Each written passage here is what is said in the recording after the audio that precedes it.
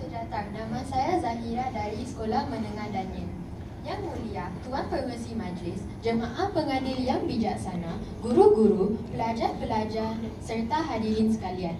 Hadirin yang dihormati, berdirinya saya di sini bukanlah untuk bergaya, tetapi untuk menyampaikan pidato saya tentang pencapaian Singapura.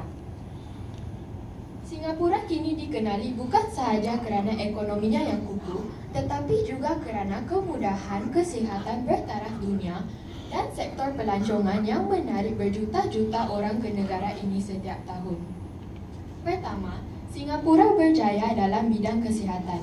Hal ini kerana sistem kesihatan kita antara yang terbaik di dunia kerana dilengkapi hospital moden dan pakar perubatan yang kemahiran tinggi.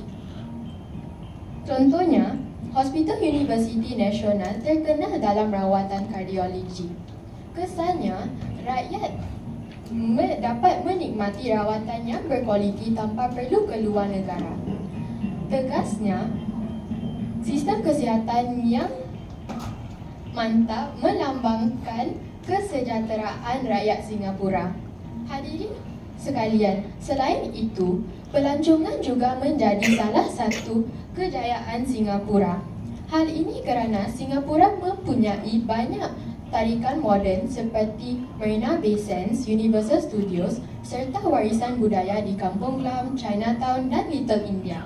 Misalnya Gardens by the Bay menarik berjuta-juta pelancong ke negara ini setiap tahun. Natijanya, pelancongan dapat menyumbang kepada ekonomi negara dan mengharumkan nama Singapura di persada dunia. Nah, bukankah kejayaan pelancongan memperlihatkan kepelbagaian daya tarikan negara kita?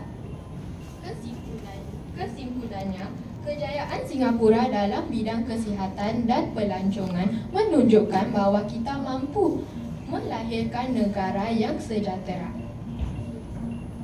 Sebagai rakyat, kita harus terus menjaga imej negara dengan penuh rasa tanggungjawab. Sebagai akhir penutup bicara, terimalah serangkap pantun dari saya. Bunga melati harum mewangi, indah berseri di tepi halaman. Pidato saya berakhir di sini. Moga manfaat jadi pedoman. Sekian, terima kasih.